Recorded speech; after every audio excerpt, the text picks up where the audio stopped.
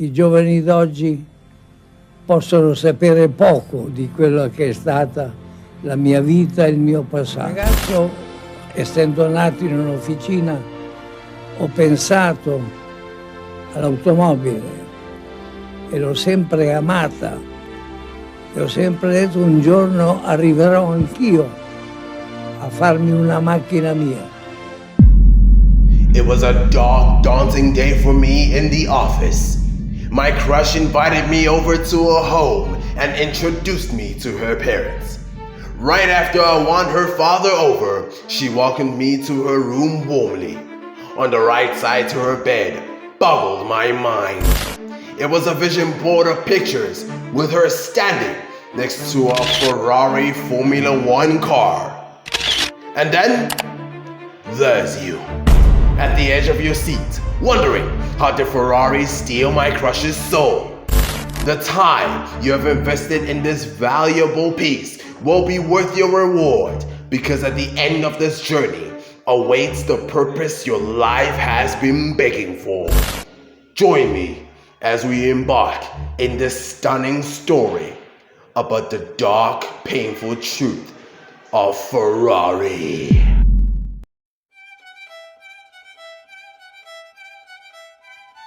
I stumbled upon an interesting figure whom I studied precisely. Exhibit A, Enzo Ferrari, a visionary whose creativity in the design of vehicles exceeded time. He was crucial in founding the Scuderia Ferrari, specialized for competitive racing. He wanted this model to exert undivided attention from wealthy men who were fanatics of car racing. In an article written by Influx, their prologue stated, Enzo Anselmo Ferrari was one of the most enigmatic characters in the motoring world.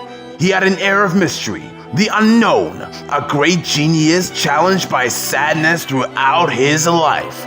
He found relief through motorsport success and building some of the finest road cars in the world. What he implied by this prologue was that Enzo evidently separated his private life from the public. The passing of his father and his brother in 1917, being a survivor of the deadly Spanish flu that heaved many to death, and facing conscription to the notorious Italian army at the end of 1918, carved the creativity in the inferno of his conscience. Just like men, car racing was his escape from the harsh, cold hands of reality. I need you to be aware that Europe at this time was blinded by smithereens and trembling dust when the grueling Second World War was violently initiated by the Nazi Germans, who invaded Poland in 1939.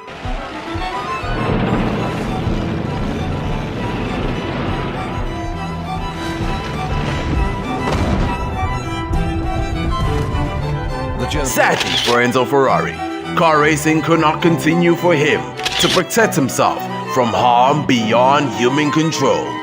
This predicament left him demoralized because the Second World War would force many to fight for survival. Thus, he invested quality time in designing motor vehicles and aircraft components which were utilized for the Italian military to fend off their ops. A glimmer of hope ignited in Enzo Ferrari's mind when he discovered one clear mandate: to dominate the automobile industry.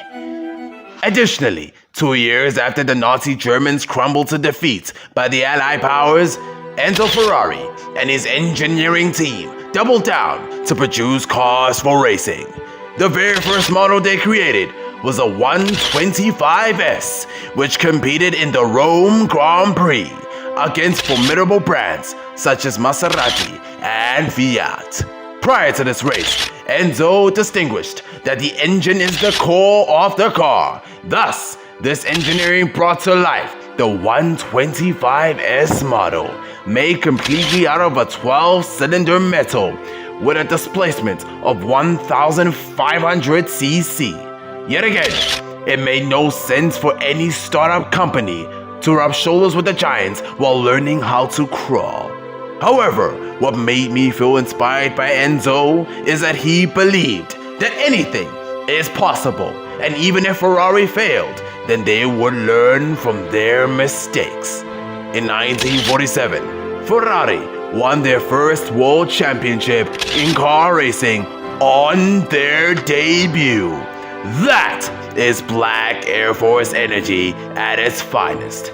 In an article from Collier Auto Media written by Carl Ludvigsen, Enzo Ferrari was quoted remarking, "I came in for a great deal of criticism.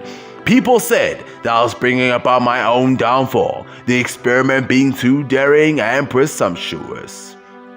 When Enzo Ferrari was asked about the significance of the Ferrari logo, he responded that the black prancing horse was painted on the fighter plane that belonged to Italian soldier and World War hero Francesco Baracca.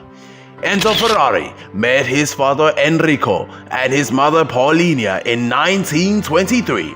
Repetitively, Paulina remarked to Enzo that he must imprint the prancing black horse logo in Ferrari and it will bring him good luck. Then Enzo added the yellow background, resembling his humble beginnings of his upbringing from Modena, Italy.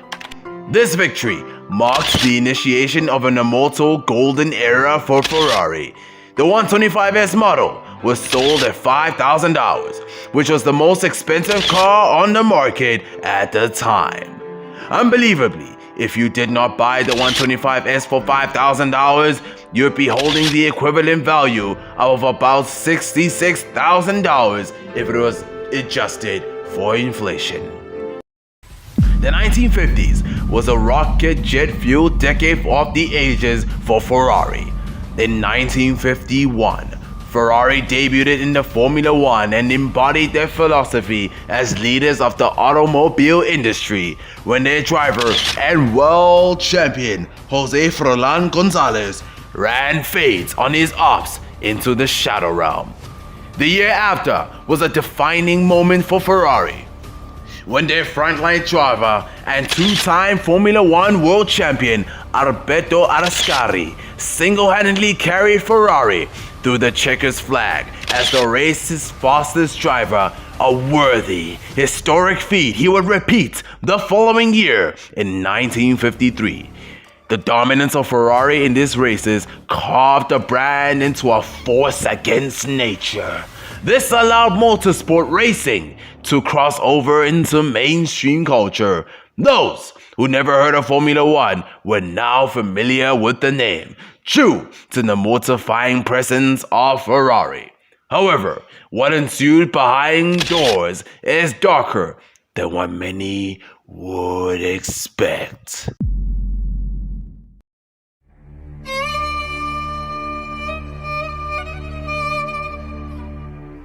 1957, the year that bolstered a paradigm shift in Ferrari. An extremely popular race was held then, called Mille Miglia. Ferrari decided to field a 4-liter Ferrari 335S, driven by their frontline driver and former Spanish Olympian Alfonso de Portago. All competitors were warned to compete at their own risk because the road conditions at the time were immensely poor. While many competitors chose to drop out of the race due to safety, the dog inside Enzo Ferrari chose not to back down.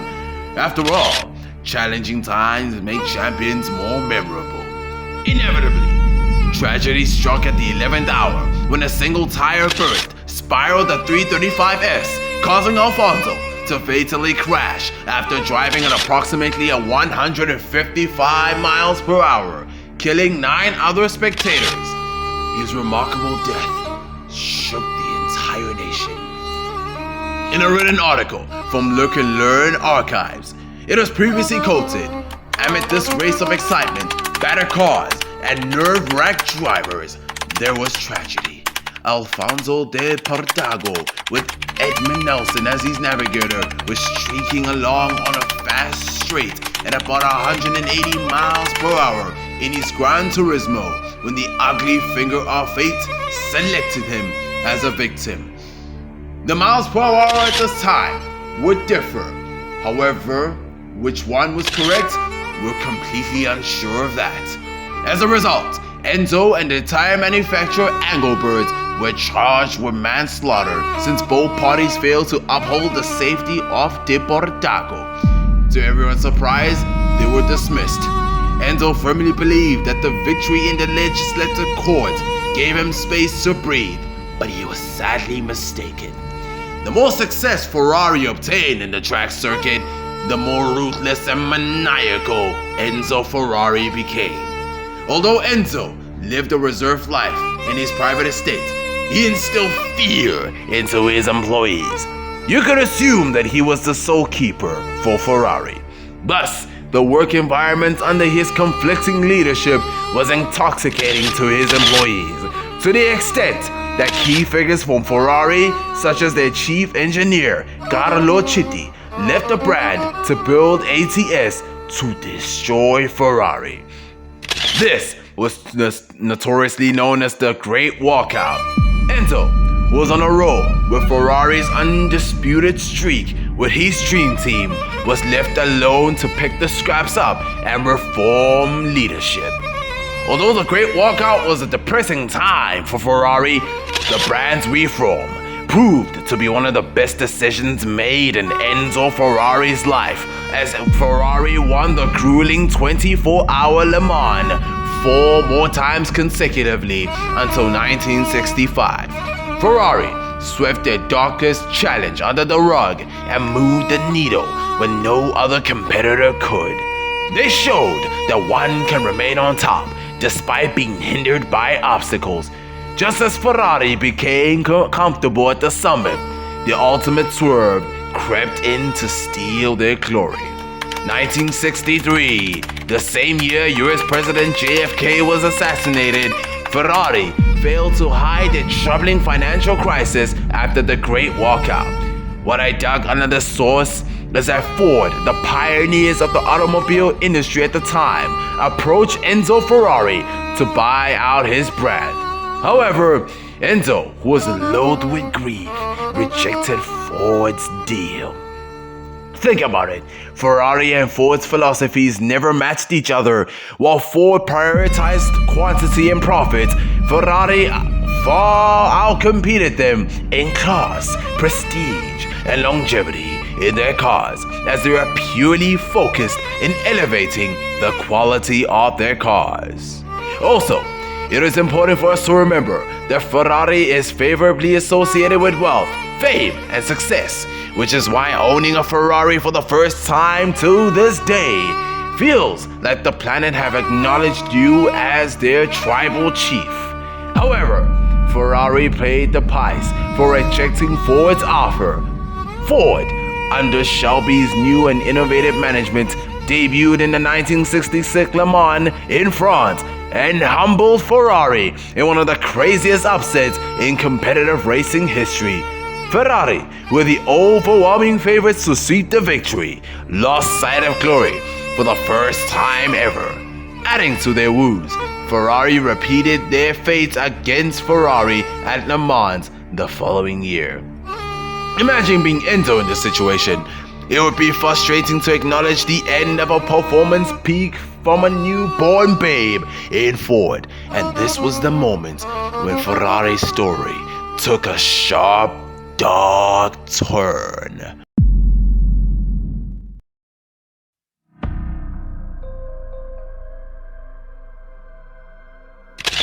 I was dismayed when I read about Ferrari's financial crisis in 1969.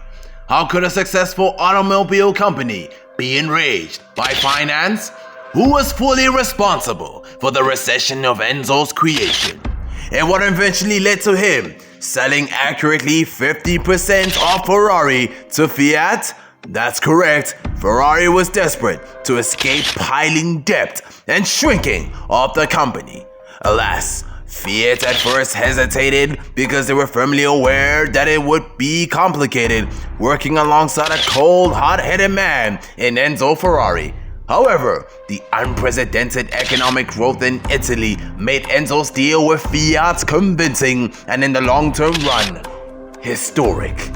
Before 1972, Ferrari's financial crisis disintegrated deeply and stabilized themselves before the World Championships. This implied that an immediate design and construction of the iconic Ferrari 312 PP was needed, otherwise Ferrari would be unable to compete. However, they beat the deadline and the addition of the 312 PB model, and it was complete by the end of 1971. This model contained a stroke of 51.5 millimeters with a valve train of 3 valves per cylinder. They sacrificed the Le Mans 1972, the race they always competed in since the 1960s, to win in dominant fashion all World Sports Car Championship races. Then they were given a dilemma the year after to either compete in the Formula One or the Le Mans or face public humiliation. Ferrari had another issue to their debacle. Their reliance on Formula One contributed to their failure in building effective engine systems for sports racing. Thus, Ferrari's decision to abandon the Le Mans due to lack of competition and profitability after the infamous win over Porsche and BMW in 1973 was another turning point for them as they shifted their full focus to Formula One. With talented Austrian frontline driver Laura accomplished 50 career wins for Ferrari at the end of 1974. This was one of the most frustrating periods for other competitors because they failed to rival Ferrari, who was ahead of their time in innovation, model development, and team chemistry. As the 1980s were in full swing, Jim Weed, sales manager of FAF Motorcars, fully explained that as Enzo Ferrari was advancing in years, the sentiment was that if he passes away, then the market prices of Ferrari would increment in value. Mark Tauber, Ferrari broker, indicated that the stock market created animosity as the Dow index fell by 22%, nearing Enzo Ferrari's death, as more car collectors, car fanatics, and consumers were concerned that an expected inflation would drive the prices up for each Ferrari model to an extent that they were not affordable anymore. Nobody prepared for this fateful day when Enzo Ferrari's soul divorced from this planet permanently.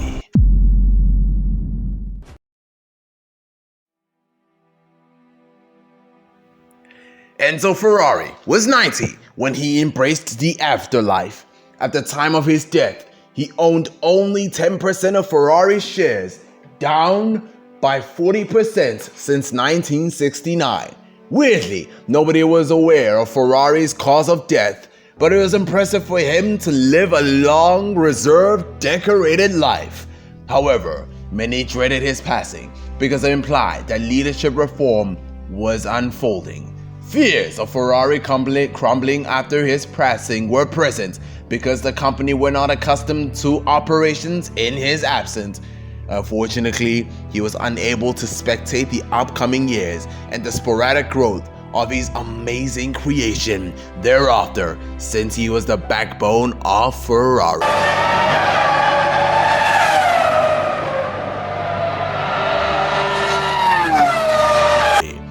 From 1999 to 2004, Ferrari clean-slated the Formula One with 6 consecutive Constructors' Championship. He's on the soft tyre, so he's certainly I think he might well be in a position to make it. And in both 2007 to 2008.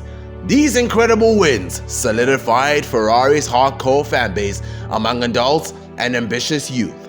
German Formula Car driver Michael Schumacher, one of the most decorated drivers of all time, won every Formula One season under Ferrari from 2000 to 2004, ushering their dominance in the new century. Kimi Raikkonen sealed the deal for Ferrari in 2007. Recently, Ferrari recorded a staggering $5.2 billion revenue, which increased by over 50% since 2012.